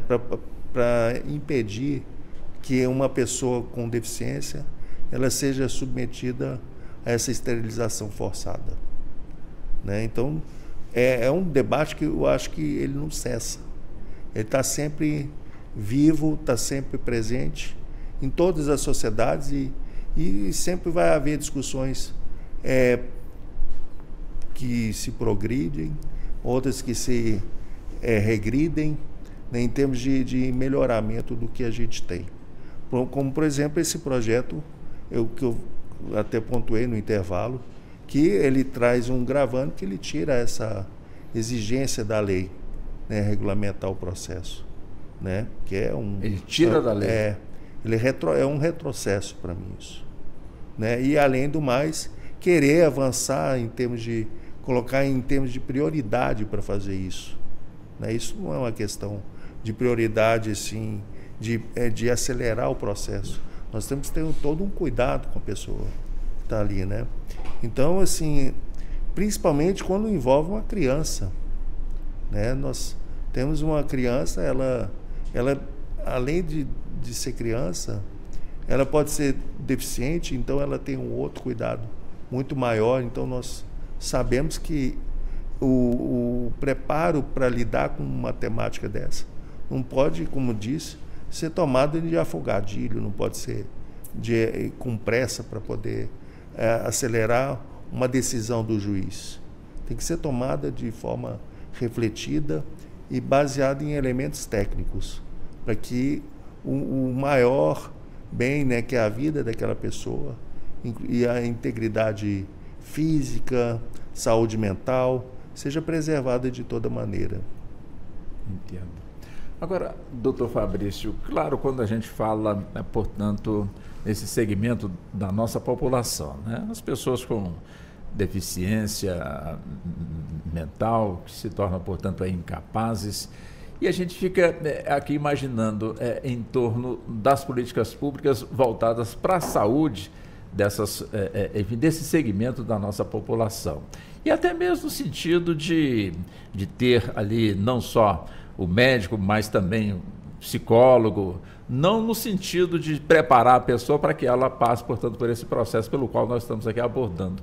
Mas é importante que ela tenha, portanto, aí essa atenção da sua saúde, com programas específicos, até mesmo para que a família se sinta, de certa forma, também motivada e acreditando que o Estado, de alguma forma, está fazendo em termos de políticas públicas, está favorecendo, portanto, aquela pessoa?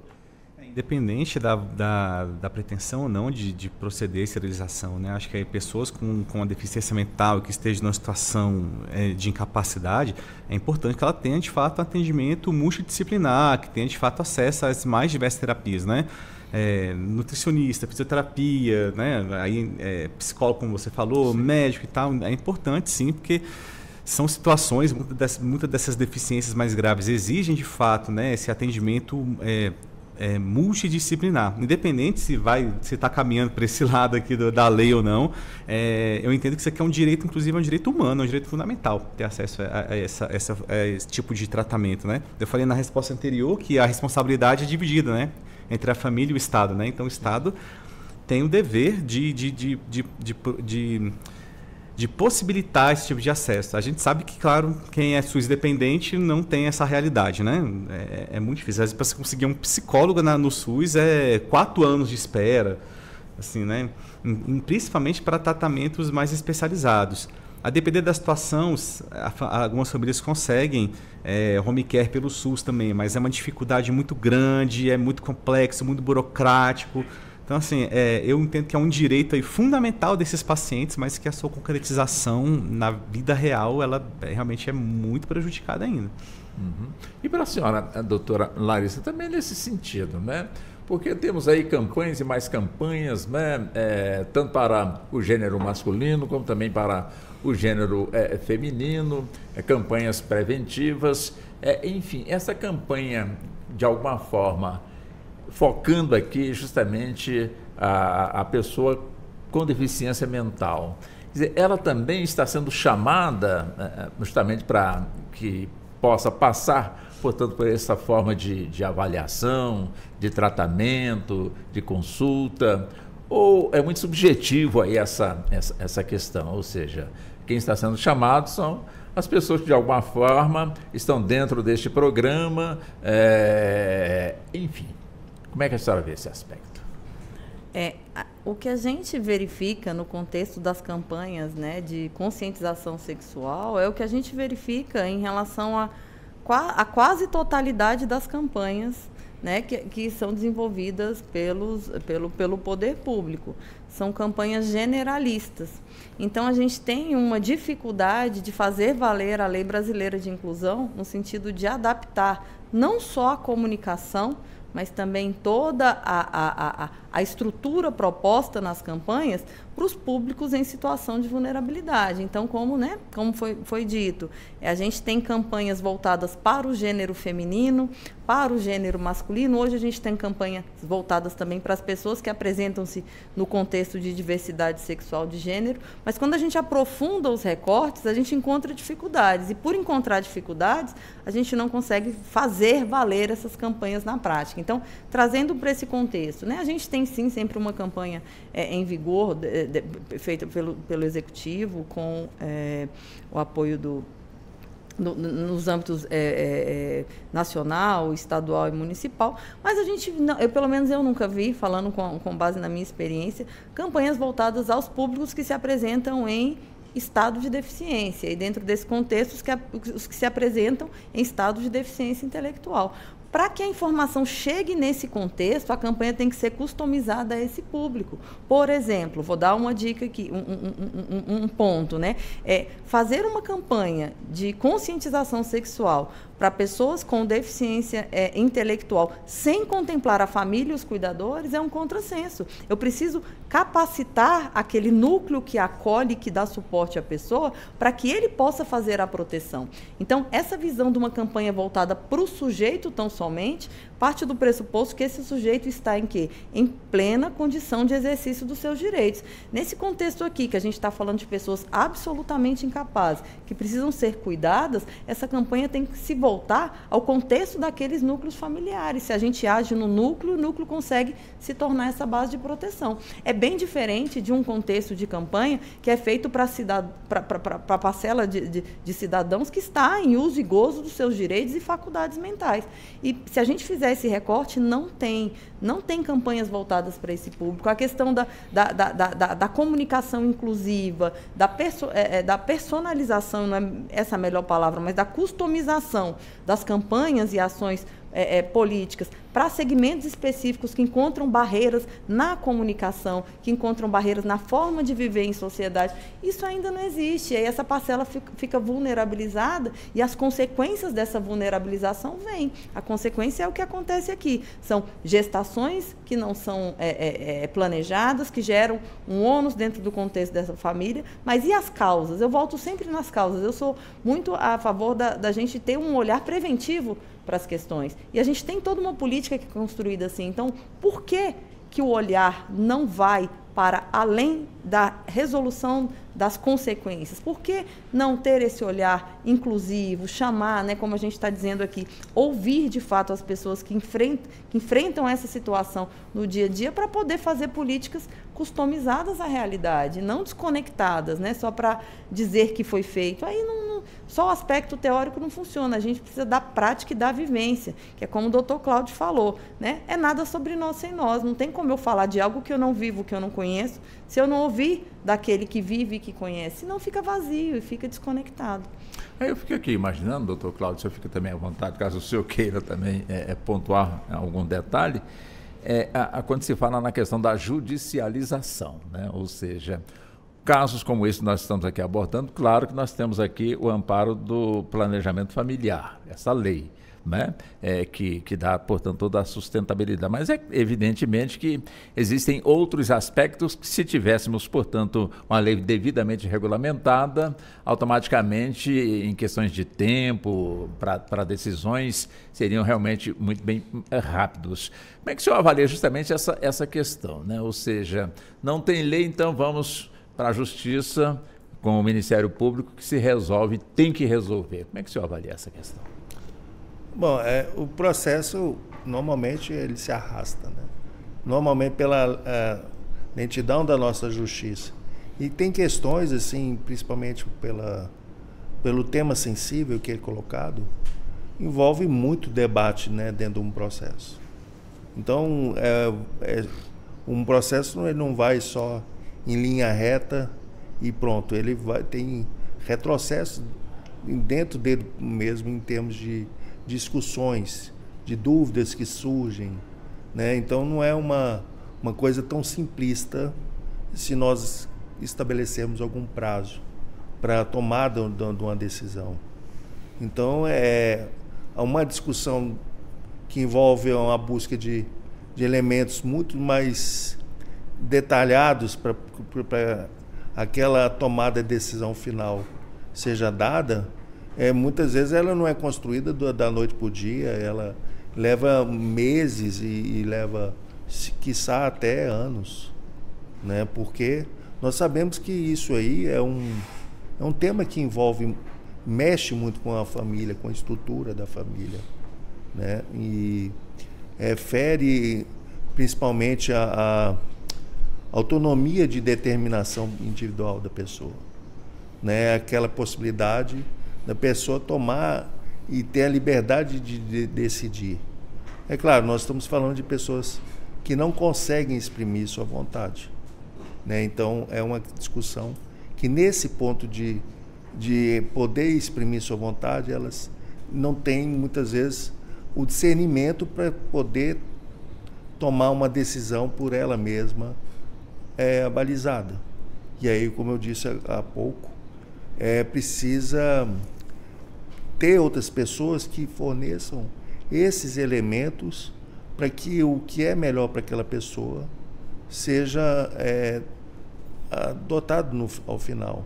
E não é uma situação simplista, colocando prazos e para se adotar uma sentença para que atribua aquele efeito que se requer com o início da ação judicial. Entendo.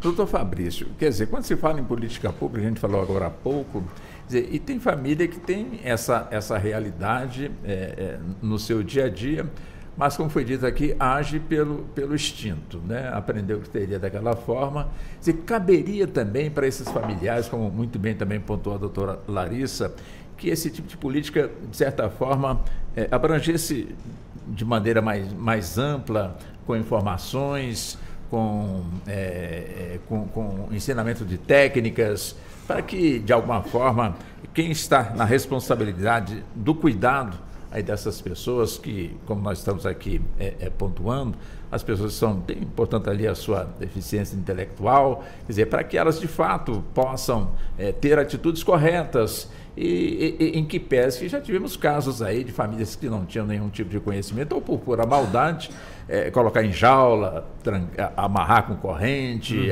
porque dá muito trabalho, a gente não quer que foge. Quer dizer, as pessoas acabam adotando aí este assunto e terminam, portanto, enfrentando a lei por conta disso. Quando elas dizem, mas eu não sabia que não podia fazer. Como é que o senhor vê isso também?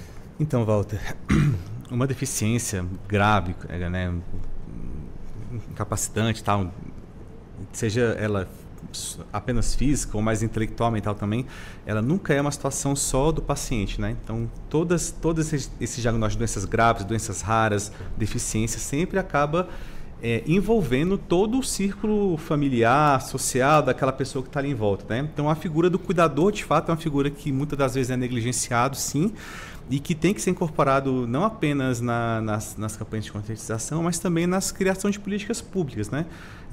Quando a gente para pensar, por exemplo, nos cuidadores, o que a gente vê que se desponta é que a grande maioria, se não quase todo mundo, são as mães, né? São mulheres que muitas das vezes têm que abrir mão da sua carreira, tem que parar de trabalhar, sair do mercado de trabalho para ficar numa atividade integral de cuidado, né? E sem receber nenhum tipo de remuneração por isso, sem receber nenhum tipo de benefício ou ajuda do governo por isso. Recentemente estava se discutindo, por exemplo, a possibilidade do BPC, né? Para mães cuidadoras, né? De pessoas com deficiência, com doenças graves. Eu acho que esse cuidado é importante. O Brasil ainda tem muito a avançar nesse sentido ainda. Eu acho que o cuidador ele ainda é muito negligenciado e muito invisibilizado pelo Estado, né? Então, a gente tem todo um cuidado com a vulnerabilidade, né, da pessoa com aquela deficiência, com a doença rara, mas acaba também esquecendo que essa vulnerabilidade acaba também se resvalando também para esses outros aspectos, para as pessoas próximas, normalmente a mãe ou uma mulher da família, né? Então, isso aí é uma discussão que ainda tem muito para acontecer ainda. Acho que ainda está muito incipiente, apesar de muita gente com boa vontade, mas a gente não teve muitos avanços ainda nesse cuidado, né? E aí, não apenas na questão da condição, mas também, como você falou, até da própria conscientização também, né? Então, a gente não justifica, claro, mas assim, é um desafio lidar com pessoas com doenças muito capacitantes, doenças muito graves, degenerativas e tal. Nada que justifique os exemplos que você deu, né? Mas a gente já viu situação que a mãe, em muito especial, chega numa situação muito mais dramática porque não tinha mais o que fazer, né? Então, assim, às vezes claro, muitas das vezes é uma maldade, uma ignorância, mas tem situações que é puro desespero, porque não tem amparo, não tem cuidado, não tem ajuda, não tem rede de apoio, não tem ajuda do governo. Então, a atenção ao cuidador, eu acho que é muito importante. O Brasil precisa avançar muito nisso ainda, né? Assim, para ontem. Entendo. Agora, doutora Larissa, estamos aqui fazendo uma abordagem muito importante, muito interessante e nos suscita também a avançar na seguinte questão, ou seja, as pessoas com deficiência mental severa têm ali, portanto, o amparo da família, do pai, da mãe, mas de repente os pais falecem. Quer dizer, essa maneira para que quem estava recebendo os cuidados não fique só, né? Vamos partir desse princípio. Temos justamente já como adotar como providência caso uma família venha enfrentar uma situação como essa, ou seja, pai, mãe, portanto, o filho, então a filha com esse problema de saúde. Como é que fica? Ou seja, já temos lei suficiente para que possamos, de alguma maneira, adotar as providências cabíveis? Walter, esse é um dos maiores, se não for o maior desafio que a gente enfrenta hoje dentro do contexto das pessoas com deficiência. É essa ausência completa, e posso falar com tranquilidade sobre isso, de políticas nacionais de cuidado em relação às pessoas em vulnerabilidade. Essa política, e fazendo um gancho com o que o doutor Fabrício falou, não há uma política de cuidar das pessoas que estão na condição de cuidadores, né, que são, na maioria dos casos, as mães, né, e também não há nenhuma política estabelecida de uma forma clara, nem digamos assim, no aspecto legal, nenhuma lei que descreva de uma forma clara e fundamente a execução de políticas públicas, né, e obrigue de fato que elas existam, para falar o que fazer na ausência dos cuidadores. A gente sabe que, falando de forma ampla, é obrigação do Estado garantir esse cuidado. Isso a gente sabe. Mas é uma obrigação que ainda não foi descrita de uma forma que possa ser viabilizada. Então, o que a gente tem hoje é um total desespero, e eu posso traduzir dessa forma. O doutor Fabrício, que atua na causa, né, o doutor Cláudio também já deve ter tido experiências similares, desses núcleos familiares sobre o que fazer na sua ausência. Muitas mães, aí trazendo para o contexto das pessoas autistas, né, muitas mães falam que elas têm medo de morrer porque não sabem o que vai acontecer com os filhos. E isso gera uma série de consequências sociais e psicológicas, emocionais, dentro do contexto dessas famílias, que geram adoecimento em todo o núcleo familiar e, óbvio, diminuição na prestação de cuidados da pessoa que está em situação de vulnerabilidade. Então, acho que nós, enquanto sociedade, a gente tem uma dificuldade hoje já de lidar com uma política nacional de proteção dos idosos, que é uma população que a gente sabe que vai ficar vulnerável e que a gente ainda não conseguiu proteger de uma forma completa, mas pelo menos a gente consegue ver. Existem casas de amparo aos idosos, lar dos velhinhos, mas não existe nada hoje que pareça com um local ou uma estrutura que forneça acolhimento às pessoas com deficiência, em estado de deficiência, na ausência dos cuidadores. Não existe. E um outro ponto importante para se falar disso é porque, volto num ponto que eu falei anteriormente, a gente parte de um contexto recente, né, como que aconteceu no manicômio de Barbacena, de que essas pessoas elas eram enviadas para um lugar e segregadas da sociedade, e hoje a gente tem uma política antimanicomial que não pode permitir que algo parecido seja feito, ou que essas pessoas sejam institucionalizadas ou sejam hospitalizadas. Elas precisam ter uma condição de vida, né, na ausência dos seus cuidadores, preferencialmente fora desse ambiente hospitalar institucional. Em alguns momentos pode ser que haja necessidade de criação de uma outra estrutura institucional, pode ser. Nada parecido com a manicomial. Mas, assim, nada foi feito. Estou trazendo alguns pontos para reflexão, para mostrar o quanto ainda é necessário o debate nessa área e o quanto não foi feito nada a respeito. Então, o que acontece com essas pessoas? Eu te falo, eu não sei. Eu acho que alguma outra pessoa da família pega, ou que, isso é invisibilizado. Normalmente, nas famílias que têm estrutura socioeconômica para isso, né, essas pessoas são alocadas a cuidado de outro membro familiar. Mas nas famílias que não têm essa estrutura, essas pessoas são descartadas. São pessoas que são, desculpe a expressão, jogadas nas ruas, não tem para onde ir, não tem quem sustente. Então, parte da população de rua tem esse segmento de pessoas que têm vulnerabilidade mental e intelectual, então elas são descartadas mesmo, aí elas perdem todos os seus direitos. Não tem, infelizmente não tem, até um clamor que a gente faz aí para a sociedade ou para quem estiver ouvindo, a gente começar a pensar a respeito de como amparar as pessoas quando quem cuida não estiver mais aqui. Nós, enquanto sociedade, temos a obrigação de criar estruturas e é urgente e premente essa necessidade. Perfeito. Doutor Cláudio, eu vou passar para o senhor, mas só peço licença aqui um segundinho. Eu tenho aqui as manchetes do jornal que entra ao ar daqui a pouquinho, às 18 horas, da nossa TV Justiça, da nossa Rádio Justiça. Eu tenho aqui as manchetes, já eu converso com o senhor, passo para o senhor a palavra, tá bem? Peço licença também a doutora Larissa, o doutor, doutor Fabrício. Então vamos lá com as manchetes do nosso jornal.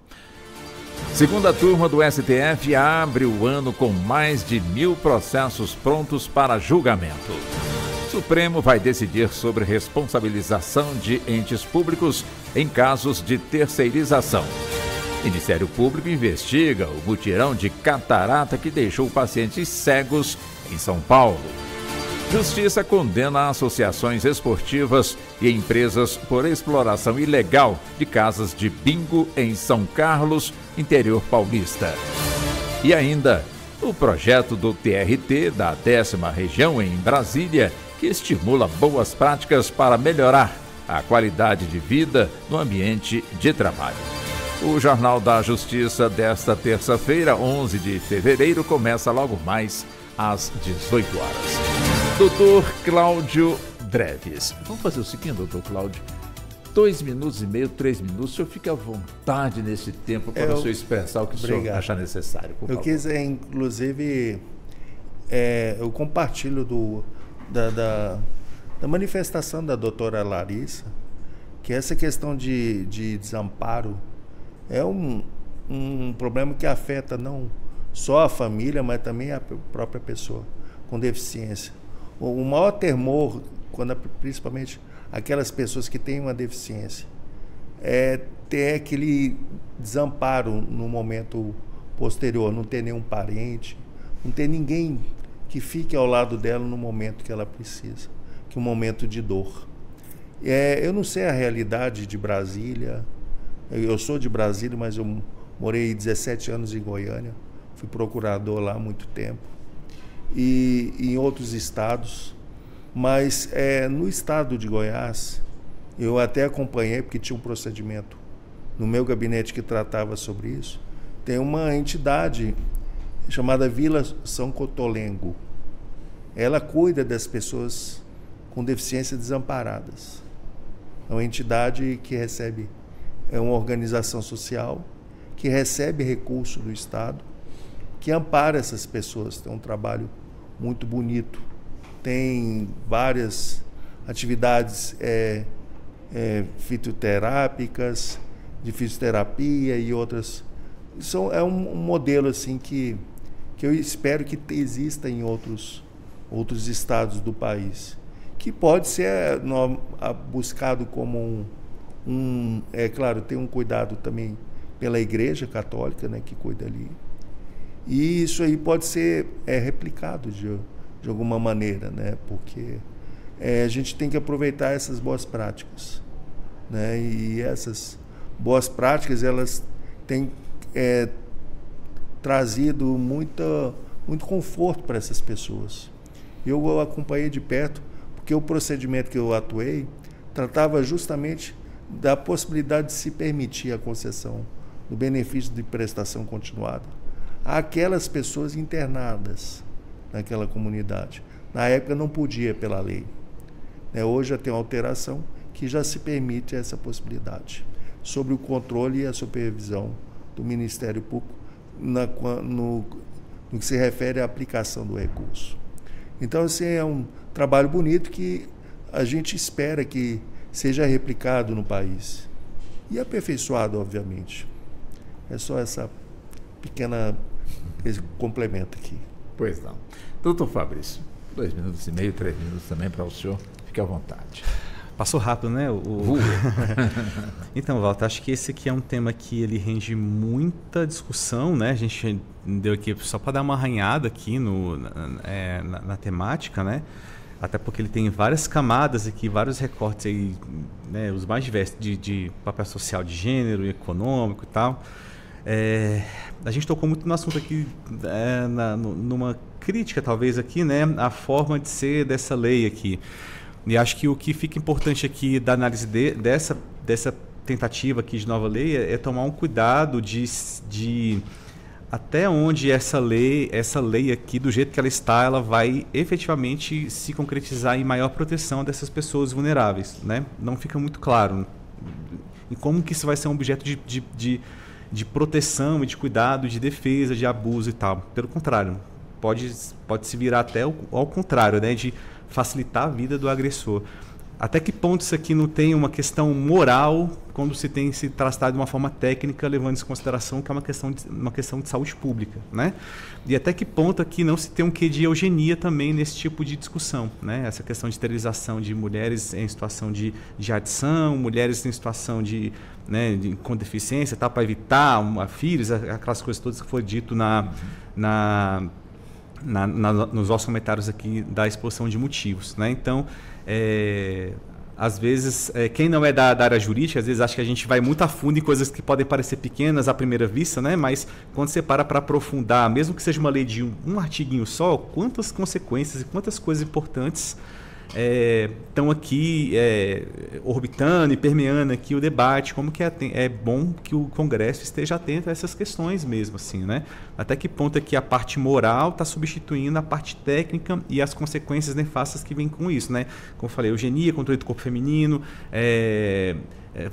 mitigação de direitos humanos, cerceamento de livre escolha e assim vai, tantas outras questões aí. Então é importante que a sociedade fique atenta e que o Congresso, quando isso aqui for a plenária, que também se atente também a essas questões e que espero que chame a sociedade para poder participar desse debate também. Doutora Larissa, também uns 3 minutos, 2 minutos e meio para a senhora, fique à vontade. Walter, primeiro eu queria fazer um complemento à fala do Dr. Cláudio, né, da Vila São Cotolengo, que faz parte da história dentro da minha família, que de parte materna ela é mineira, e eu conheço esse local e é um local muito agradável. Então, assim, no falecimento da minha avó, inclusive, nós fizemos a doação dos pertences lá, foi a última vez que eu fui, e assim, é importante ter locais como aquele, né, é uma política que a gente pode replicar e não é tão difícil. Então, basta esse olhar atento às alternativas, né, para que a gente possa replicá-las no nosso país. E nosso país tem uma série, é um país continental com uma pluralidade de formas de ser e viver, e a gente tem experiências bacanas, experiências construtivas que podem ser replicadas. Talvez o que falte é uma articulação, né, de compartilhamento dessas experiências, né, pensar em alternativas que visem desonerar o judiciário, que como, né, o Walter anunciou agora há pouco, 1000 processos no STF, uma excessiva cultura de judicialização no nosso país, sendo que a gente tem que trabalhar com resolução das questões, né, e que a judicialização seja algo pontual para casos que de fato demandem esse tipo de abordagem. Agora, mais do que discutir o projeto de lei que a gente colocou aqui, que é um projeto que, pelo que conseguimos compartilhar aqui, de fato precisa de um aprimoramento para que possa ser votado e que possa, de fato, exprimir a necessidade, né, em relação à pauta, acredito que nós darmos visibilidade a toda essa dinâmica do que acontece, do que está em volta, né, desse projeto de lei é importante, a gente mostrar todos os recortes que fazem parte disso, que não é só pensar de uma forma cartesiana, eu vou esterilizar para resolver um problema, mas pensar que essa é só uma ponta de um grande iceberg que nós, enquanto sociedade, a gente tem dificuldade de ver. A gente vem agora, né, do mês do Janeiro Branco, a gente falou muito de saúde mental, e essa pauta aqui ela é diretamente ligada às questões de saúde mental no contexto dos cuidadores e das pessoas em situação de vulnerabilidade, e que essa ausência de cuidados em saúde mental gera toda uma consequência física, né, uma consequência prática no mundo prático, que a gente, enquanto sociedade, pode pensar melhor a respeito. E acho que minha conclusão, Walter, demais colegas doutores que aqui estão conosco, é que é importante que a gente pare para olhar para questões que, de fato, são relativas a direitos humanos, porque o que somos, né, como eu disse no começo, é essa humanidade. Nosso papel aqui, enquanto operadores do direito, cada um dentro dos seus saberes e condições, é jogar luz às discussões para que o que esteja escrito, o que esteja positivado, seja o reflexo direto da nosso desejo e necessidade enquanto sociedade. É isso que gera a evolução do país, é isso que gera a qualidade de vida da população e é isso que gera, de fato, a proteção dos direitos que são pretendidos não só nesse projeto, mas em todos os projetos de lei que tramitam no nosso país. Agradecer. Doutor Cláudio Dreves, foi um privilégio, um prazer receber o senhor aqui nos estúdios da Rádio Justiça. É evidente que o debate de hoje não se esgotou o tema. Esperamos ter o senhor mais vezes, evidente, dentro também da disponibilidade de tempo do senhor, para que possamos avançar nesse debate. Será um maior prazer, a honra toda minha participar de uma temática tão sensível. Espero de alguma maneira, ter contribuído com algum elemento para enriquecer a discussão e aprimorar ainda, digamos assim, a busca de soluções para uma melhor condição das pessoas que estão sendo objeto dessa lei. Agradeço a doutora Larissa, doutor Fabrício também, ter contribuído muito com o enriquecimento meu pessoal, com dados muito importantes. E ao programa estamos sempre à disposição. Que ótimo. Doutor Fabrício, também da mesma forma, privilégio também ter o senhor aqui conosco no nosso estúdio, no nosso debate. É sempre um prazer poder participar aqui da bancada. Hoje eu acho que foi um debate muito, muito rico também, né? Como eu falei, a gente só arranhou um pouco da superfície, né? Mas acho que para trazer tantos elementos importantes, né? Então foi uma grande privilégio poder dividir essa bancada aqui hoje. Eu agradeço. Doutora Larissa, também da mesma forma. Foi um prazer, um privilégio também ter a senhora conosco aqui nos estúdios. O prazer foi meu e espero que tenhamos outras oportunidades de discutir assuntos tão relevantes quanto esse. Com toda certeza. E assim chegamos ao fim da edição do nosso debate dentro do Justiça na Tarde, agradecendo, portanto, ao doutor Cláudio Dreves, ele que é procurador regional da República e integra o Comitê de Direitos das Pessoas com Deficiência no âmbito do Judiciário do Conselho Nacional de Justiça. Agradecemos também ao doutor Fabrício Reis, advogado aqui da Capital Federal, como também a doutora Larissa Argenta Ferreira de Melo, presidente da Comissão dos Direitos das Pessoas com Espectro Autista da OAB, a subseção Taguatinga. Sou Walter Lima, fiz a condução desse debate que teve a produção do Diego Veiga, trabalhos técnicos do Neto Silva e a coordenação de jornalismo de Marcela Luiza. Muito obrigado, boa tarde e até o nosso próximo encontro, Brasil. A Rádio Justiça apresentou Justiça na Tarde. Secretaria de Comunicação Social, Supremo Tribunal Federal.